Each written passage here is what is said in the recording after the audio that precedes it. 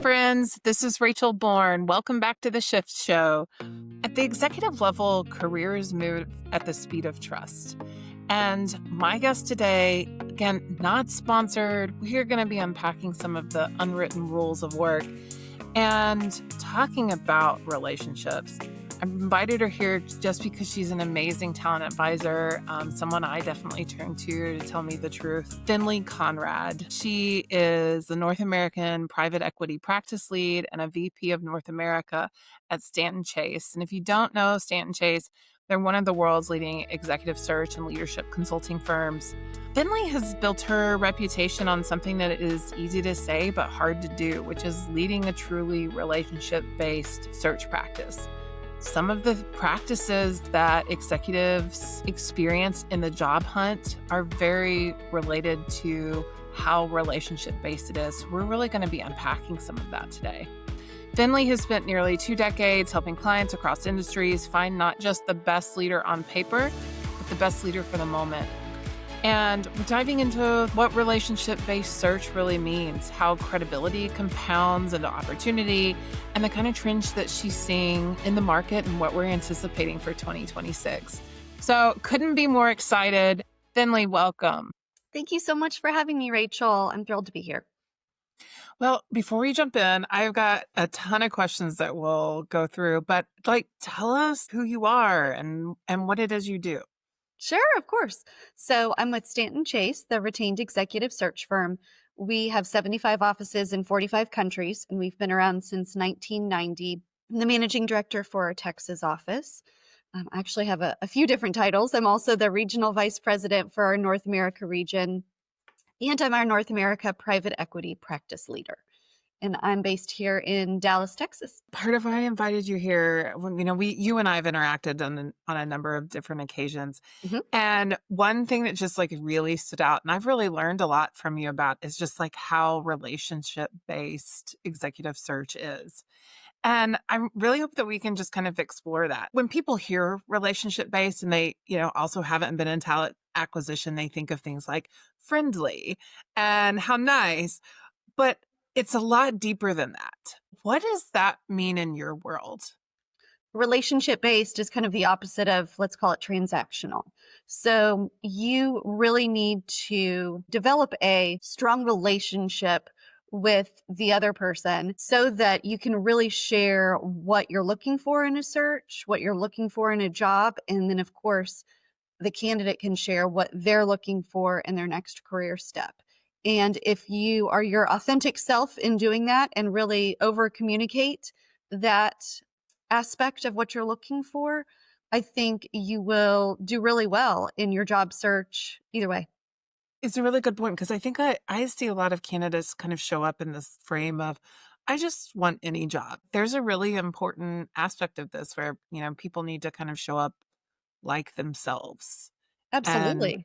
Because in the end, I'm sure that it impacts their success through the process. Absolutely. I think it's really important to note, no matter what level you're at within an organization, we do a lot of executive search work, typically manager or director level plus. But, I speak to friends and family all the time about their job search. It really doesn't matter what level you're at. You need to take the time to find a good culture fit for you, because when you find a good culture fit, you're going to do a better job. And when I'm speaking to CEOs of organizations that are very happy in their role, call them and say, hey, I've got a new CEO opportunity or a board opportunity. Would you be interested? The primary reason why they say they're open to the new opportunity is not compensation, it's culture fit. And it's, hey, maybe I'm not sure I'm aligned with the strategy of the organization, and maybe I have a jerk of a boss. And so I'd really like to explore what could be improved. Yeah, that makes a lot of sense. What do you see from a candidate perspective, those that show up well in relationship-based kind of frames? What are they doing that's right? You really need to do more than just submit your resume to a search firm like Stanton Chase. Take the time to get to know and network with as many people in the industry as possible. That's through associations. That could just be, friends and family. That could be a connection between that person and another person that result in, your final role, right? That'll result in your final hire. So really taking the time to get out there and meet the players in your industry, in your market, and really get to know them and understand the dynamics in the industry, understand who the main players are. And, although you definitely get some good results from just applying online to an organization, sometimes it can be like a black box, and having a connection to someone that can put your resume at the top of the list, so to speak, makes all the difference.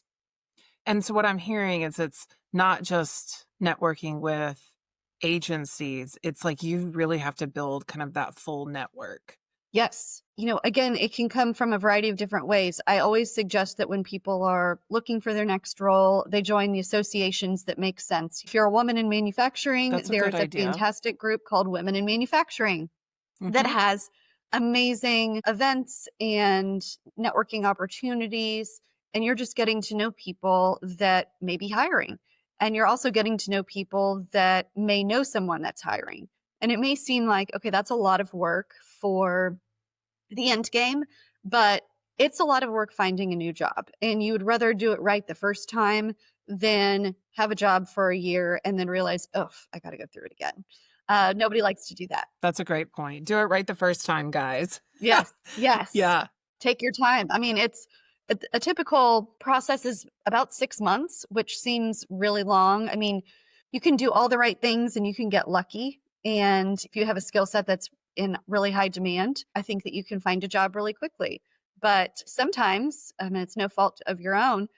It just depends on who's hiring and what kind of skill set you have and what the macroeconomic conditions are. So, be prepared for 6 months of good old networking. It's tough, but it's out there. So how do you decide, like, when you're working both with like clients and candidates, how do you decide these are the people I really want to have relationships with, the ones I want to invest in the long term? So I do a lot of work in private equity backed industrial work. When I meet an individual that is in the industrial space that's private equity backed, or maybe they were previously with a private equity backed organization and they are a VP of ops, I hire a bunch of operations folks. I definitely want to get to know them because I think that I have a good chance of having an opportunity that would be relevant for them. I think it's just like anything where, if you have a better chance of having a solid connection with them and being able to help them in the future and them being able to help you in the future, it makes more sense to really dive in and get to know them as much as possible. Yeah, that makes a lot of sense. What advice would you give to particularly a candidate? I've got a fair amount of folks in the audience that are, I would say, at least maybe passively looking, like, I'm okay where I'm at. We get a fair amount of DMs where they're like, hey, Rachel, you mentioned this in a show. What do you think about this? How can they start building a relationship, with someone like you who also, you probably have a ton of outreach, right? Like, I do. what does that look like? Good question. So when we are asked by a client to fill a search, we get truly a laundry list of different requirements, and they are very, very specific. For example, they will be something like, we're looking for a VP of finance that has 15 years of experience in industrial contract manufacturing.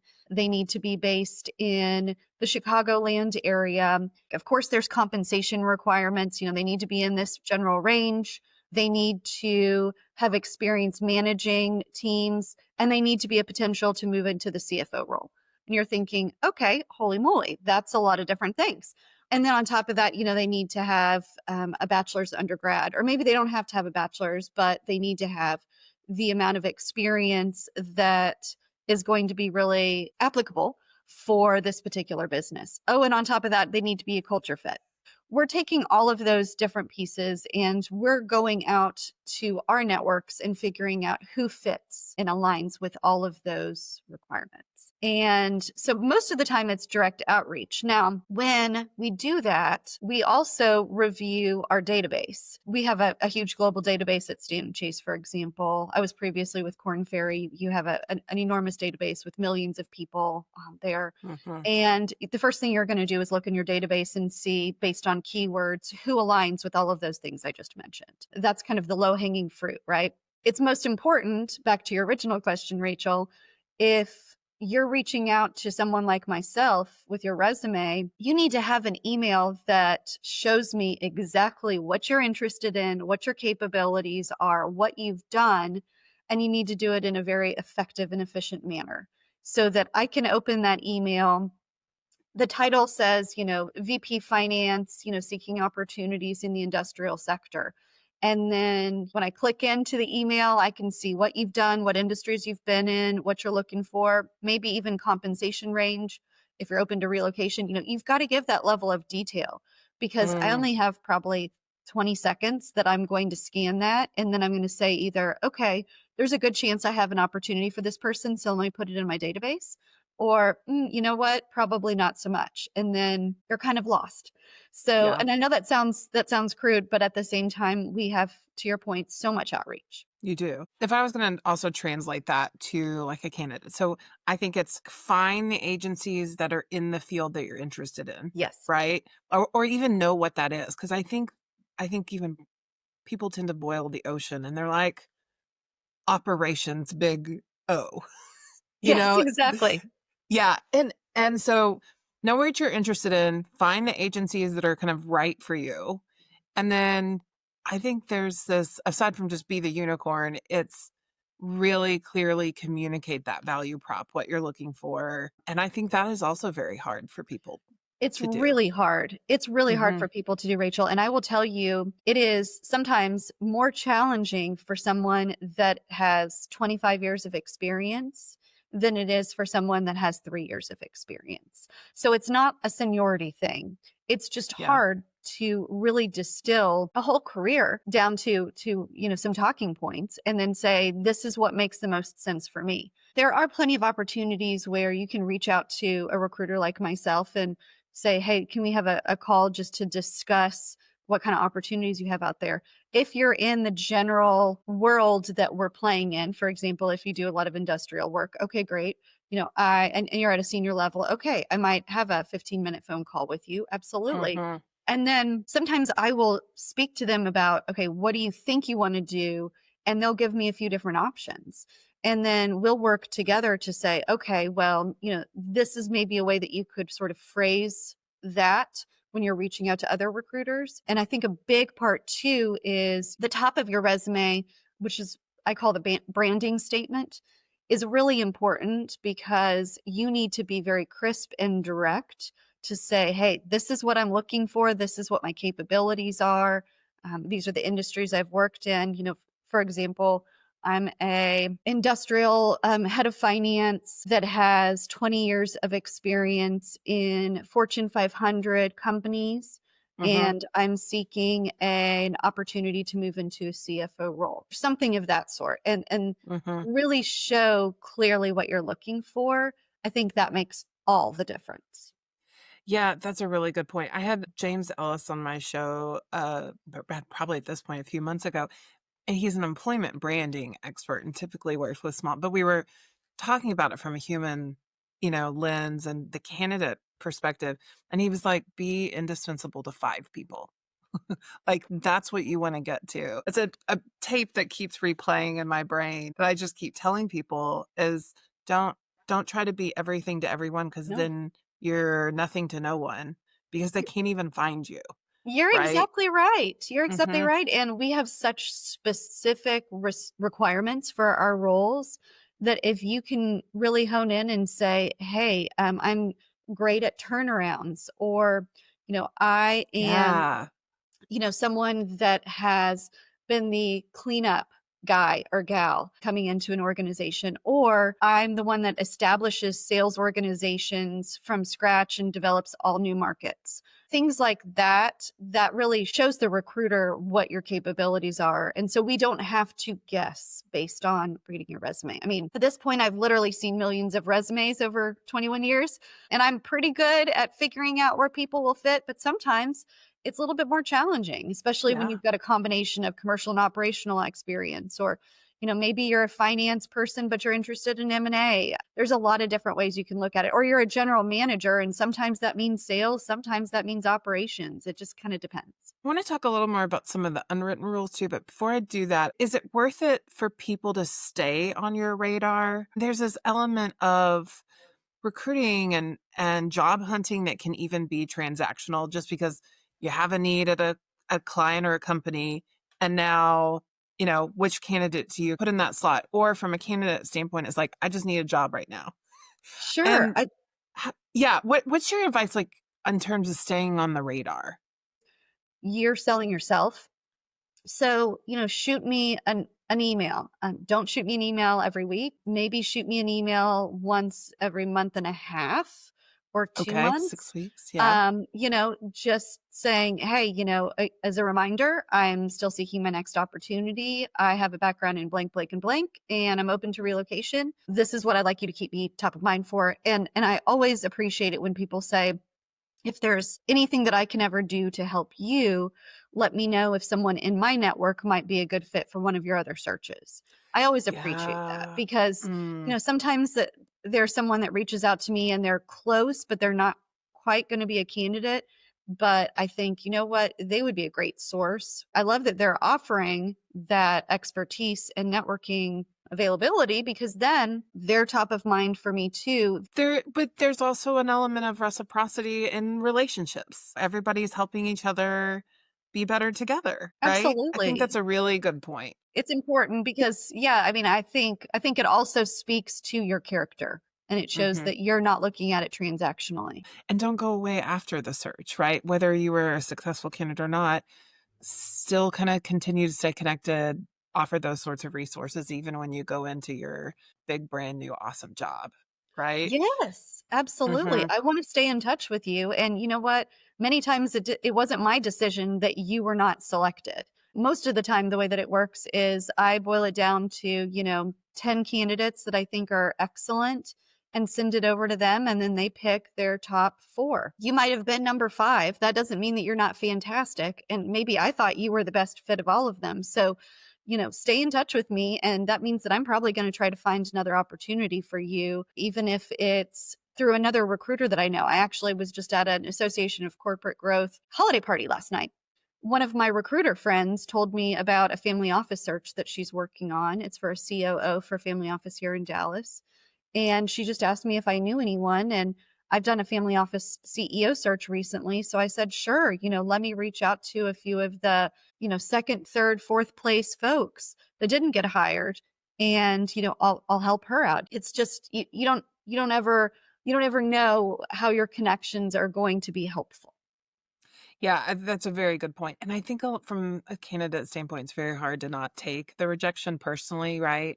I was so qualified. Why wasn't I selected? There's so many reasons. It's just sometimes like because of the team, what the team needed, Oh, right? Or had nothing to do with your qualifications. Oh, absolutely. I Hmm. mean, the amount of, call it politics behind the scenes is amazing. It could be something like the client has told us many times that they're looking for someone with this background, but then they end up hiring someone that doesn't really have that background because that, hey, maybe the CEO considers them less of a challenge or someone that's less Oh. of a threat to them. And so they don't want someone that's a strong elephant hunter as their chief revenue officer. They want someone that's more really kind of a sales manager because they want to stay to be the head of BD. That's something there's no way that you could know, and there's no way I know until afterwards too. The other thing to note as well is there are so many times when we will present a candidate and they will do really well in an interview, but the person that's interviewing them didn't do a great job interviewing them. And so they don't have a great perspective. Like, it goes both ways. You think, oh, I nailed that interview. I did a Yeah. fantastic job. Well, maybe they didn't ask all the right questions, and maybe they weren't paying attention, and maybe they had a distraction that day. So they're not going to say, oh man, Rachel was amazing, because that they just didn't have that perspective. And back to your Yeah. question, Rachel, too, about staying in touch or getting your feelings hurt after you're sort of rejected, unfortunately. It's important to note, too, that many times recruiters, we can't tell you all the reasons why you were recruited for legal reasons. And I know that Great point. that sounds silly, but it doesn't mean that we're doing anything wrong, but we just don't want to open it up and say, hey, there was someone that was more qualified because they moved jobs less often. Or, maybe we heard from somebody that used to work with that you didn't do a great job in something. We can't say that because that opens us up to litigation. And so that's just the obnoxious part about being an American in a litigious society. Many times, we can't bring those sort of things up. So it's annoying Yeah. when you'll get an email from me that says they've decided to move forward with another person. I'm not trying to be difficult by not giving you reasons why, but we really have to Yeah. protect our clients. And there was one thing we didn't touch base on this, but you told me once that you guys don't post roles, right? Correct. In part because that's transactional. Yes. And I really liked that lens. Can you just like expand on that a little bit more? Because I hear that question a lot. Like, why don't all these executive firms just post the role? You're exactly right. I totally understand. And sometimes I think it does make sense to post certain roles, but Yeah. but you're right. From a brand perspective, the top 10 retained executive searches in the US don't post roles because they want to be seen as true consultants that Yeah. are taking what the client's requirements are, reaching out to their individual networks, there being the recruiters' networks, as well as the firm's contacts, and then in a consultative way, matching the two, the Mm-hmm. needs with the right individual. And it's very nuanced. And to your point, we do not want it to be seen as transactional. So that's why we don't post. I think there's nothing wrong with organizations that do post. I think that they get a lot of good resumes, but it is true that they'll get a flood of resumes. I've worked for a $8 billion privately held organization in That's a good Wisconsin, point. and Yeah. they post themselves, and they just get thousands of resumes for an engineering manager role. It takes them hours and hours and hours to go through it. So sometimes it's more trouble than it's worth to deal with that, because people many times will apply to a posting that they have no qualifications around. They And, think and they so that are, that makes but it hard for all of us. yeah. Yeah, it really does. And then you have like contingent search, for example, that's just shopping people around. And there's a lot of noise that I think people don't really realize unless they've been behind the scenes. And that's a good point, Rachel. There's a big difference between contingency and retained search. And they're both good, but they're used, I think, in different ways. So How? contingency, the point is really that, the client comes to you as a contingency recruiter and says, this is what I'm looking for. And the recruiter does not get paid any sort of retainer at all, any sort of payment, until they find the person that's hired. So you could be working for months and not get paid a dollar. Right. And then they're probably shopping it out to another contingency firm that might find the winner. So it's a different model. Now, contingency can be a great model if you need to hire somebody really fast, especially at the lower and mid level. It's more transactional. What they're doing is they're reaching out to as many people as possible, kind of a rifle shot sort of method.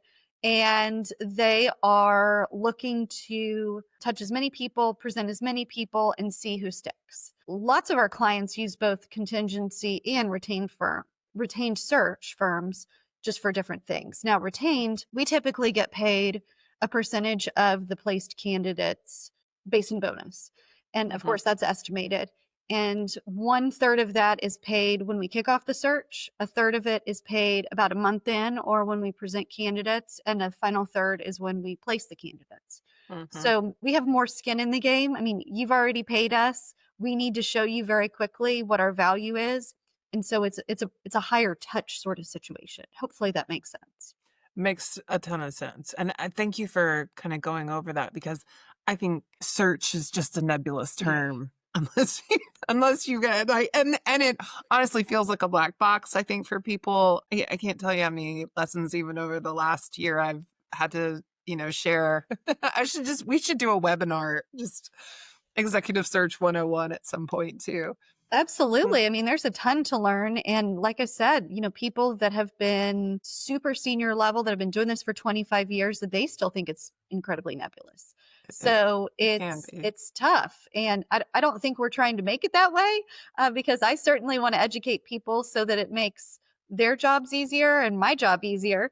And so we can all be more effective and efficient when we go through this process. But Well, but again, not it's fun. human, and everyone, I'm sure, is a snowflake, right? Oh, It's yes. all a new search every time. You can't really replicate it. It is what makes it hard and interesting. Truth. Oh, it's fascinating. I love it. That's why I love what I do. But yeah, Yeah. it can be really interesting. I do a lot of privately held and family owned company search work. And so Mm-hmm. there's some really interesting dynamics. It Mm. can be a little bit like the show Succession, where Oh, you tell me. have, Oh, yes, where spill the tea, Finley. you have all of these individuals that are family members, but Mm. they have competing interests. They're not all aligned, but they all have some sort of say in the search process. Sometimes we're not exactly sure how they're going to approach a certain topic. We're not exactly sure if they're going to be well behaved during interview processes.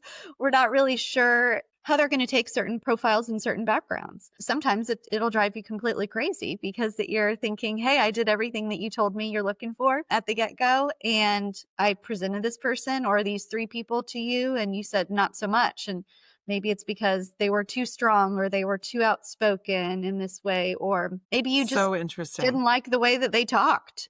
Sometimes people are just crazy like that, and they will just Oh, get Lordy. get overly focused on something silly like that. Mm-hmm, Or mm-hmm. maybe it's okay, you went to Yale and they went to Harvard, and so it's not happening. No matter how good you are, it's not happening. It's just really kind of funny. Oh, that's so funny. Well, you're really kind of getting into some of these unwritten rules that are happening, right? And maybe some of it is well intended. Like I just didn't know what I wanted, and as we went through the process and I saw what was in the market, I was able to narrow down a little more in terms of what the right candidate was for me. What kind of unwritten rules do you see at the leadership table? When you talk about unwritten rules, is it at the leadership table, meaning my clients that are hiring, or Yeah, specifically, I'm interested in that. It's a good example of, well, she was a little too strong, oh, or some of it might even be how like collaborative people show up. And in fact, I have a friend who was in a search who the search firm actually called them afterwards, and the manager asked to speak with them again and basically told them they came off too strong, okay. and the manager needed to be the strongest person in the Yes. room. Yes, you did tell And me about that. Yes. I mean, like, Oh, so glad that happened before because, don't you want to work for know, them. right? What a red flag. But that manager had an unwritten rule, You're right. You're and right. it wasn't articulated. And it's so hard because sometimes it's articulated to us as recruiters. And so then when we're interviewing a candidate, we can see if the person aligns from we'll call it culture standpoint, based on those, isms that the client might have. But sometimes we don't hear about it until they go in for a face to face. Many times we'll have Teams calls as the first and second round. Then we'll fly them to the headquarters. Maybe then when they have more time and maybe they go to lunch or dinner with the individual, then they start to, kind of learn more about the candidate. And then they all of a sudden come back with nitpicky things that they feel Mm. like make that individual not a fit. And sometimes, yes, it is, oh, they're really loud. They're too fast of a talker. I get that a lot in sales Oh, roles. really? Yes. And as a recruiter, I probably talk too fast too, because I'm kind of in a sales role as well. That's really common.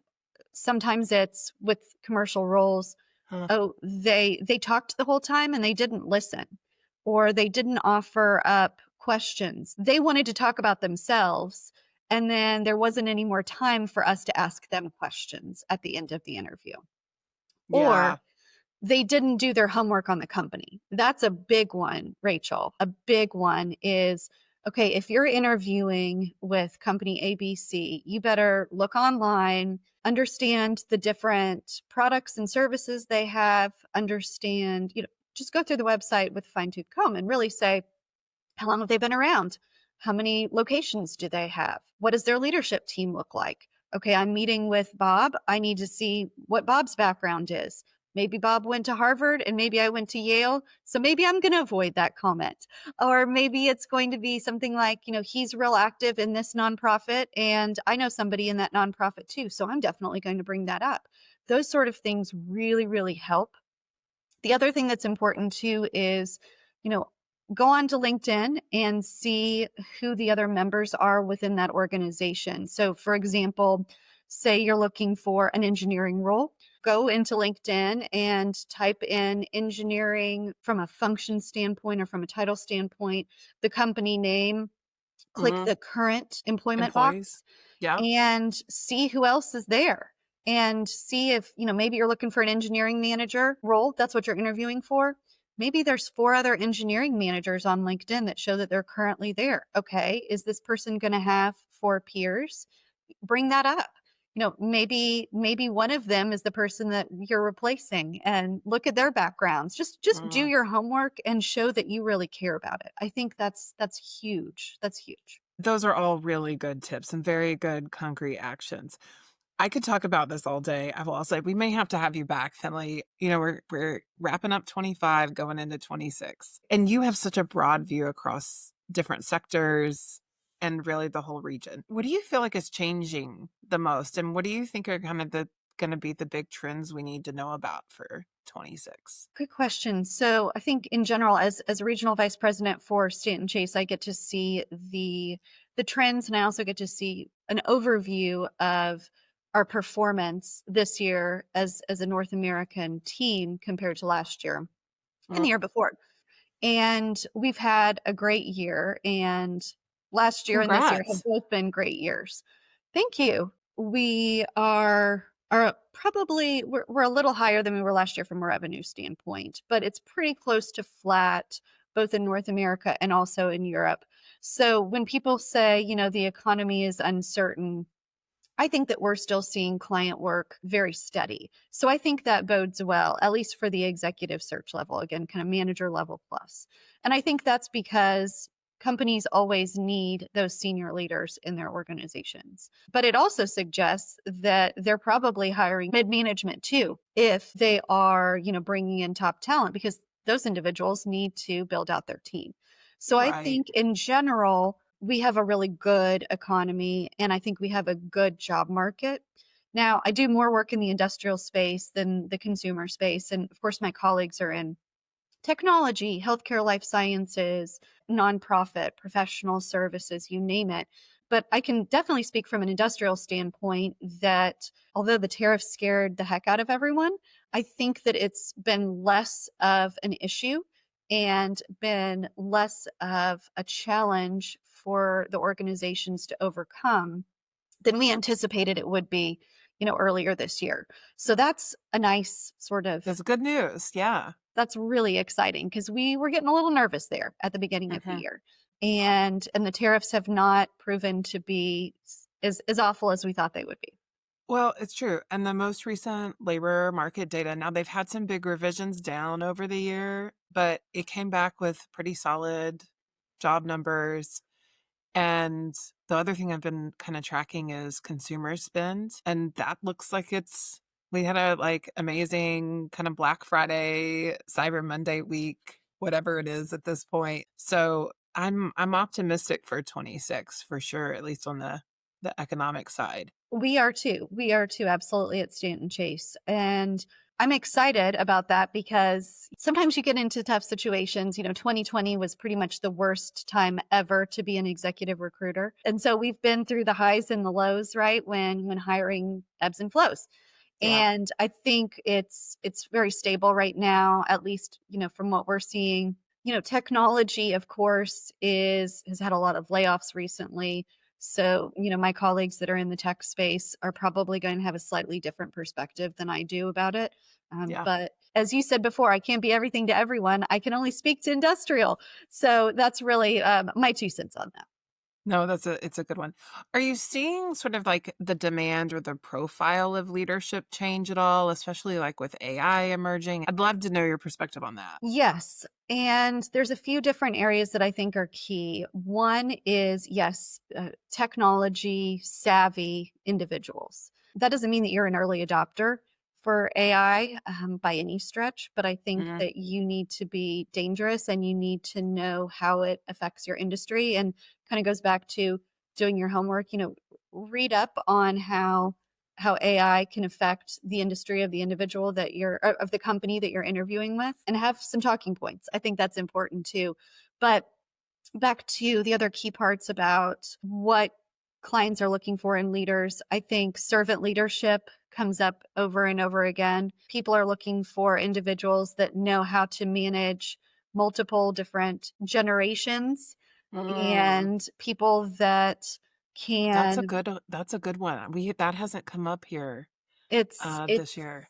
it's really important. I mean, if you are a senior level executive, you're going to have some folks on your team that are, Generation X, and then Yeah. you're going to have some that are millennials, and those work very, very differently.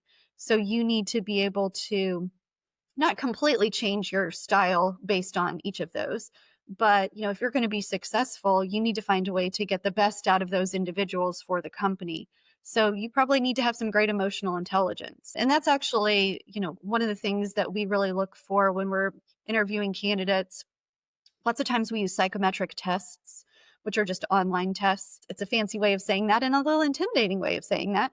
But we use psychometric tests to really dig into how people behave under stress, how people react to certain situations. I think that that's a huge element of our clients' decision. They very much rely on psychometric tests. So when you're filling out those psychometric tests, make sure that you slept well the night before, that you've had your coffee, that you're in a not distracted situation, that you answer completely authentically and true to yourself, because it's more and more common. I think the assessment piece is really gaining traction.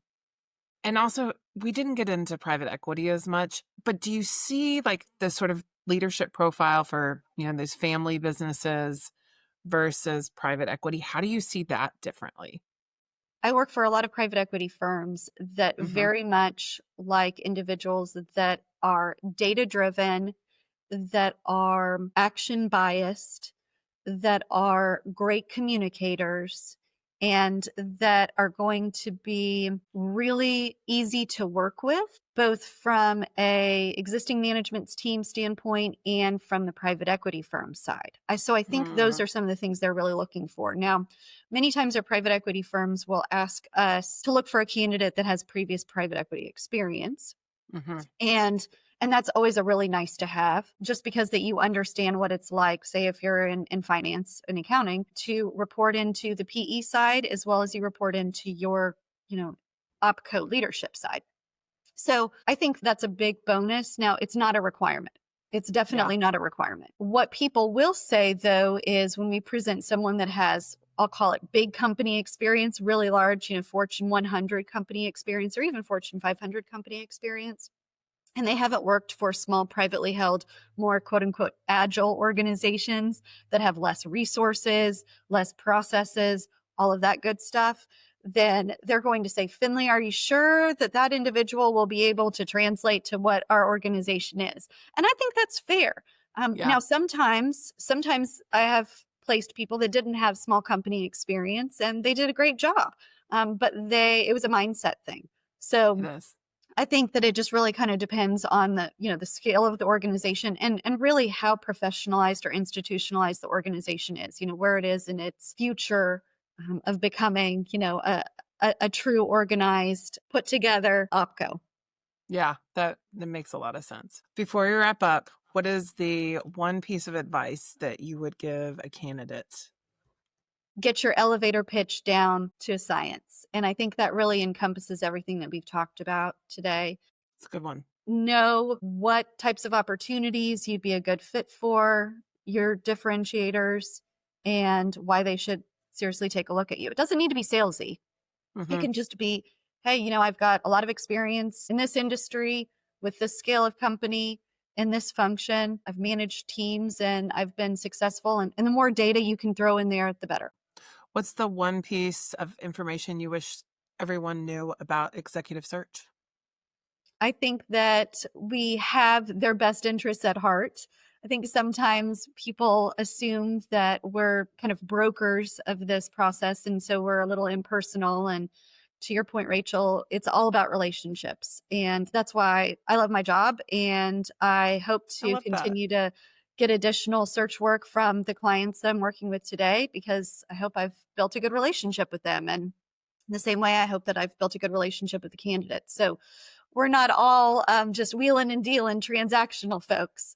We really care about it. I think that's important to note. Yes. It's so true. Well, and I didn't mention this earlier, but that is how I've experienced you. It is how you've shown up. It is how you have given me feedback. I mean, all of the things. And so it's such a privilege to get to share your expertise with the audience of the Shift Show. And I can't tell you much how we appreciate you coming on. Oh, thank you so much, Rachel. It was wonderful chatting with you as always. Absolutely. Well, we'll talk again soon. Thank you so much. Finley, this has just been fantastic. Thank you again for sharing your wisdom and your time with the Shift Show audience. In a world that's obsessed with algorithms and automation, yours truly included, Finley reminds us that so much of this is just rooted in great leadership and relationships and trust, and opportunity still really moves at that same speed. If you take one thing from this episode, it's that relationships aren't just the soft-sided business, but I think fundamentally an infrastructure of it. And as someone who's always been very relationship-oriented, it just continues sometimes to surprise me how important they continue to be. So I look forward to seeing you guys again. There's several other episodes in the Unwritten Rules series that we're doing where we really are unpacking the things you wish you knew earlier, but are whispered in the hallways. They're shared across board tables, the things that we all really need to know. So best of luck for everyone going into 2026, and we'll see you guys soon.